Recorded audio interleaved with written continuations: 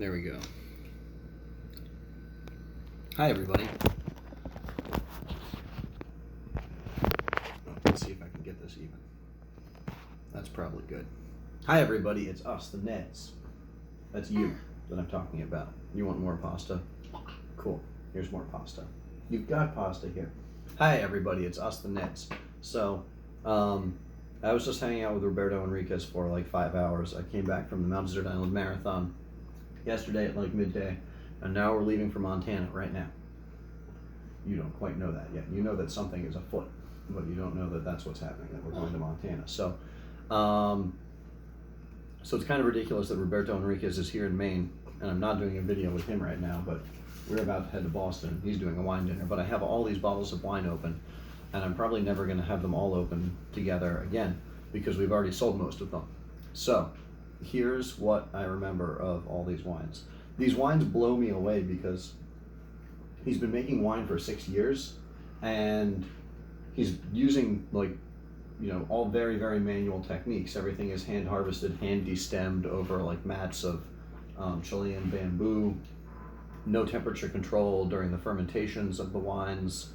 No added yeast, obviously. No filtration, no fining. What was the other thing? Oh, the Santa Cruz de Coya.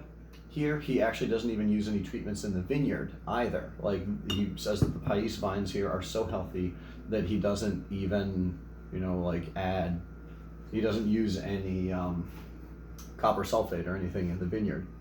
So anyway, all of these are hand harvested, and they're just ridiculously beautiful wines. So they're all hand harvested, hand destemmed.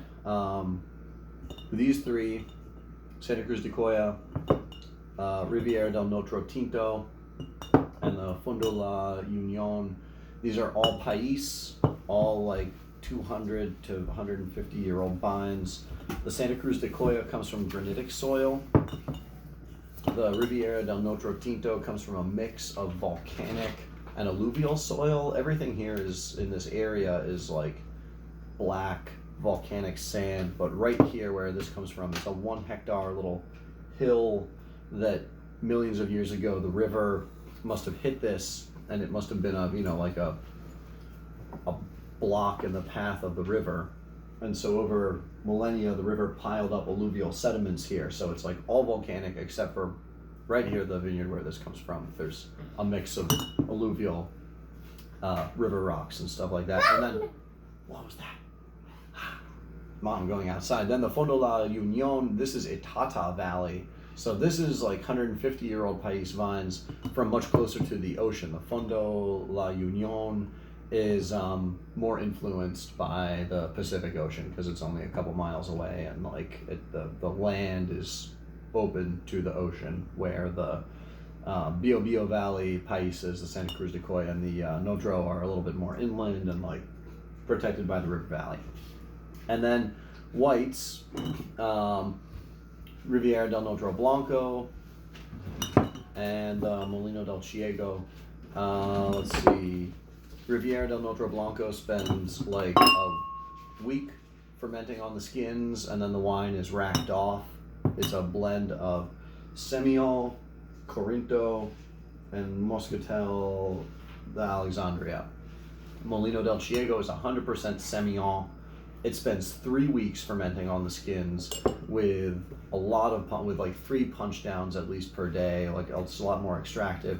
The red wines only get like 1 punch down per day. Roberto is intentionally, check that out. Roberto is intentionally trying to, be more gentle with them and be less extractive with the Pais, and then more extractive with the Semillon. Interesting note: this guy, the Santa Cruz de Coya. Do you want to pull that out? Here, try again. The Santa Cruz, yeah, you got it. Good work. The Santa Cruz de Coya, because he thinks it's because he doesn't do any treatments in the vineyard. This goes through primary alcoholic fermentation in like 3 to 4 days with no temperature control, and it's still only, tops out at like 70 degrees Fahrenheit during the fermentation, which is shockingly low for a really fast fermentation without temperature control.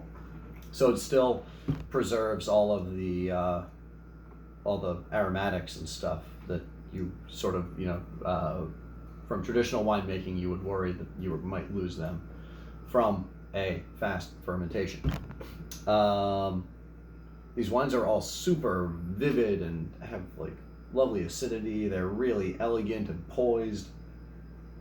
I'm just shocked and blown away by all of these, by how pretty and integrated and well made and like alive they are, considering that they're made with like no modern technology at all. He's using like forklifts and stuff like that, but no like intervention, like chemical intervention in the wines. They're just absolutely gorgeous. It's a real demonstration of his skill as a winemaker. They are all super rare. They remind me a lot of like Pinot d'Aunis. A little bit like Pinot Noir sometimes, a little bit like Cabernet Franc, but Pinot d'Aunis is what they really remind me of in this vintage. So I have tons more notes, but that's basically it. I gotta go to Montana now. Let's go, baby Ned. Yeah.